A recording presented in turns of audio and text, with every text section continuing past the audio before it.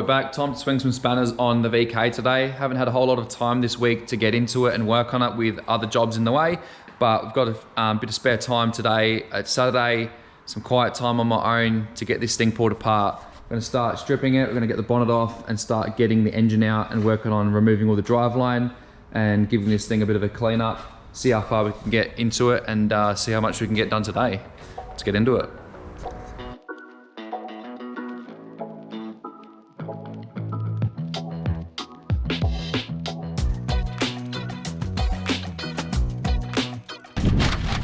Oh, it's crusty, juicy, real nice. Oh yeah.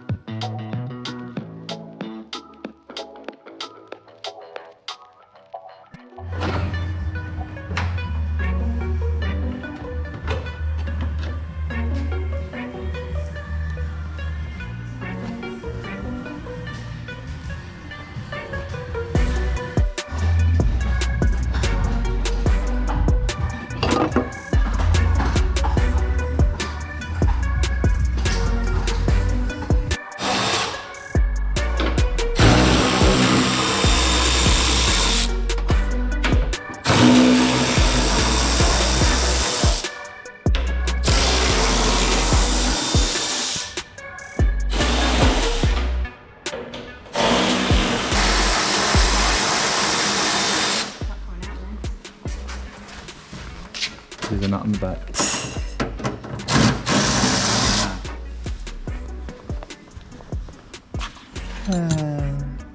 13 mil. Okay.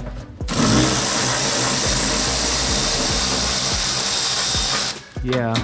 Yeah.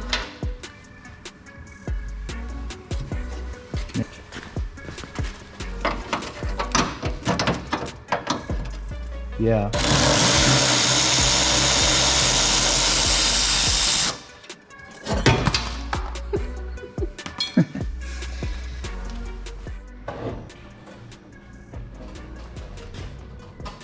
Coming off on that side. Yeah. Walk this way. No, you still got a bolt in there, man. Fine job. Where? There's 3 along the top at the front here. Same, it'd be 10 mil. Yeah. Rip them off, Baz. Yep. Yep, what? And walk forward with it. Forward? Yeah, walk forward, bring it out the slip. Yeah, now go off. Up, up, lift. Yeah, buddy.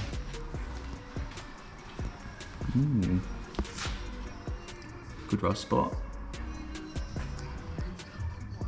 Not bad.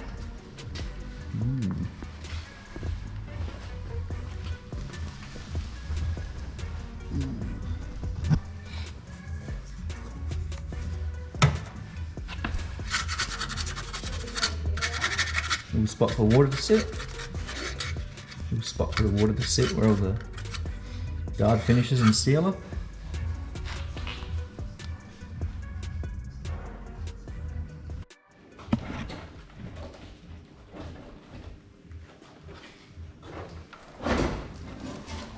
That's it. At the top a bit. A little bit around there. That crusty, that's just sealer. Yeah. Sitting down there. Pickle that out. Spot for the water to sit. Not too bad. Every time you wash them, water sits in there. Sit down here, look at the leaves and crap in there. See some of them that rust out through there. Clogging up. Not too bad there as well, but same as the other side.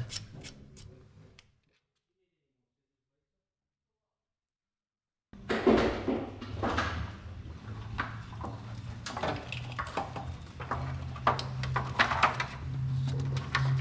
you reckon it'll ever run again? Yeah.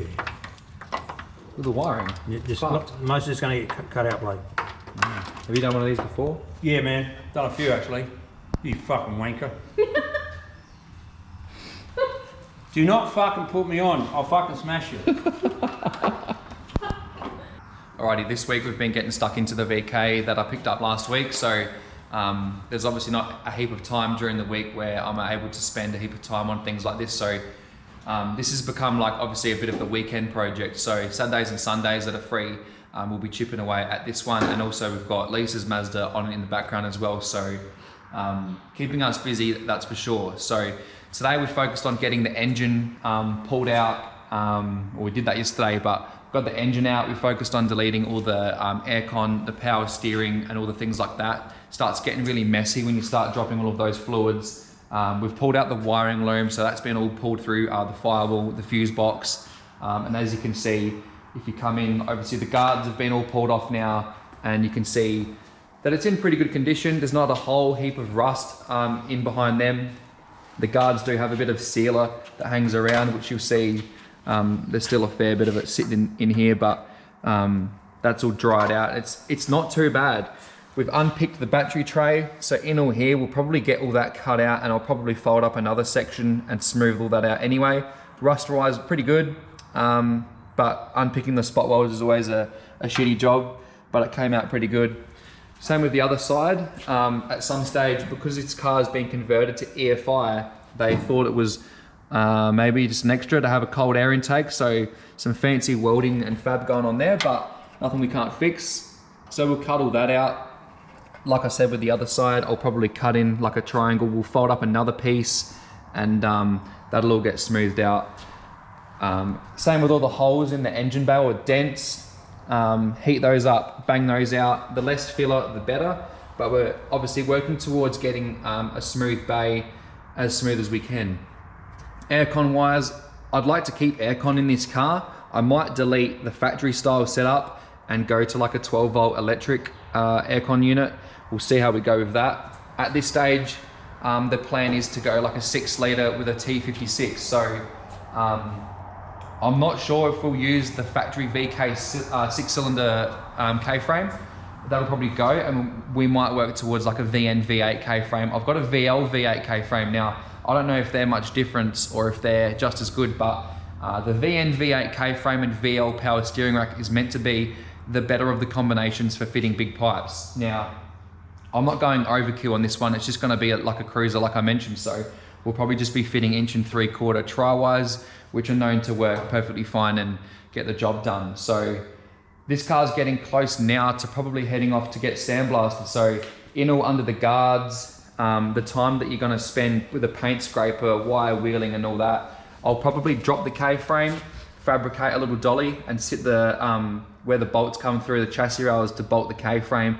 We might sit in some wheels and make up a frame to move the car around, take all the struts out, and then you can get in there and blast it all, and it's ready to be basically epoxied and put into primer. So then we can get on to moving the or doing all the fab in the engine bay rather than sanding back all of the paint to weld around. It'll be like working with a blank canvas, which is what we're working towards.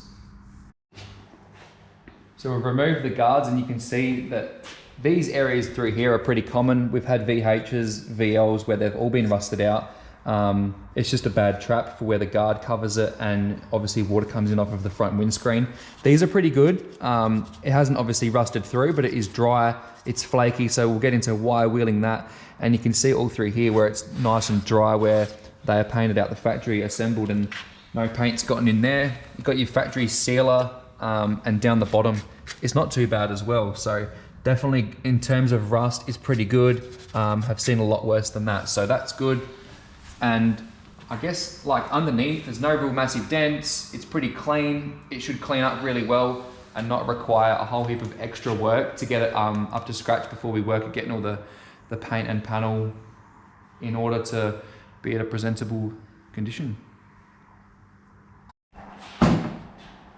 Structurally, the car's actually looking really good. You can tell that this car hasn't been in any sort of massive accidents all through the front with the factory like crumple zones. It hasn't been really affected, which is a bonus. It's hard to find cars of this age that haven't been in an accident or repaired in a little bingle, but structurally this one's really good. So apart from the rust under the windscreens, there's not a whole lot of repair that's going to be needed to get it up to scratch. It's mainly just the fab in getting it up to a higher standard. So I'm not sure if I'll box in the chassis rails yet. There's a lot of work that goes into doing that. I've done a couple before, a lot of welding.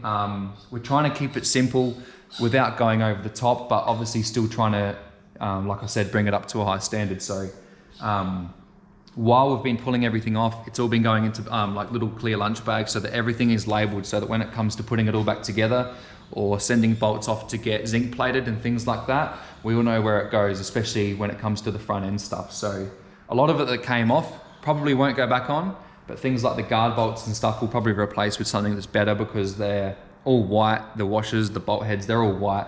And once you ever put a socket on it, the paint just chips off. So we'll probably do some Allen heads or something that's neat with some good washers. We've pulled, like I said, obviously the engine's out, black 3.3 EFI motor. So if anyone's interested, I'll probably be throwing that on Marketplace. It's got a Borg Warner 5-speed behind it, which I'm not really familiar with those being behind an EFI 202, if that's factory or if someone's done it, but at some stage, this has obviously all been swapped from Carby 202 to EFI with the manual and also the disc brake rear, which isn't a factory option going off of the tags on this car. So that's all gonna go.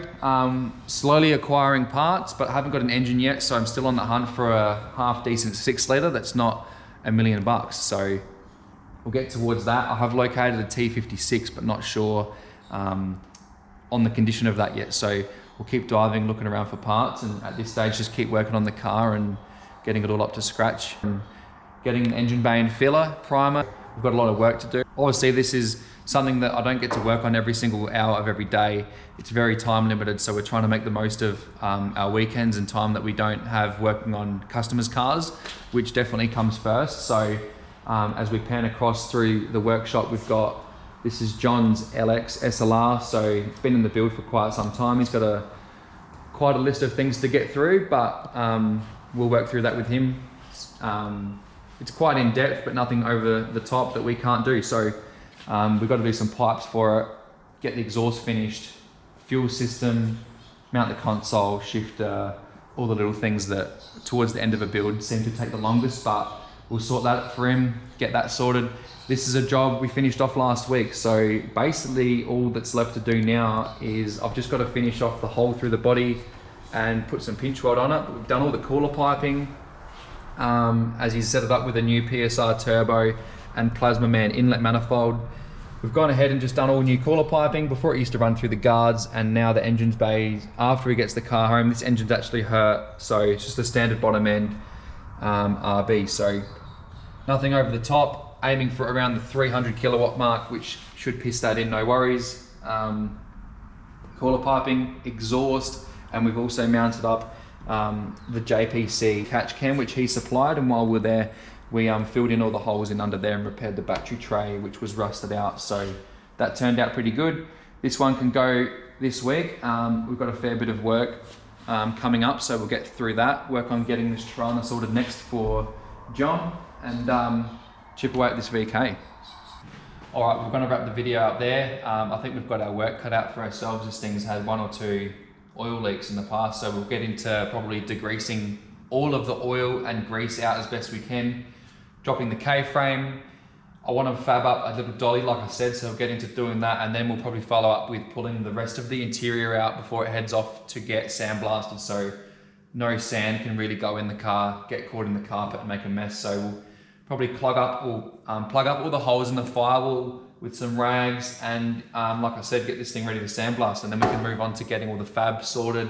Maybe just get it in primer, and then move on to getting this thing set up with the engine and driveline in place, and start plumbing it so we can trial fit everything before pulling it apart and getting the body ready for paint and panel. Definitely keeping busy each week, but trying to keep up the progress and updates on the VK so all of you can see what is happening, as a few of you are interested in the progress and how it happens and how they all go together. So we'll try and bring that to you at home so you can get a bit of an understanding as to how these things go and achieve this stuff from your shed at home. So if you haven't already, don't forget to subscribe, keep up to date with all of the updates on the car. See you all on to the next one. Cheers. Go. What should I say? I don't know. Welcome back this week. This week we have been pulling apart BK. Okay.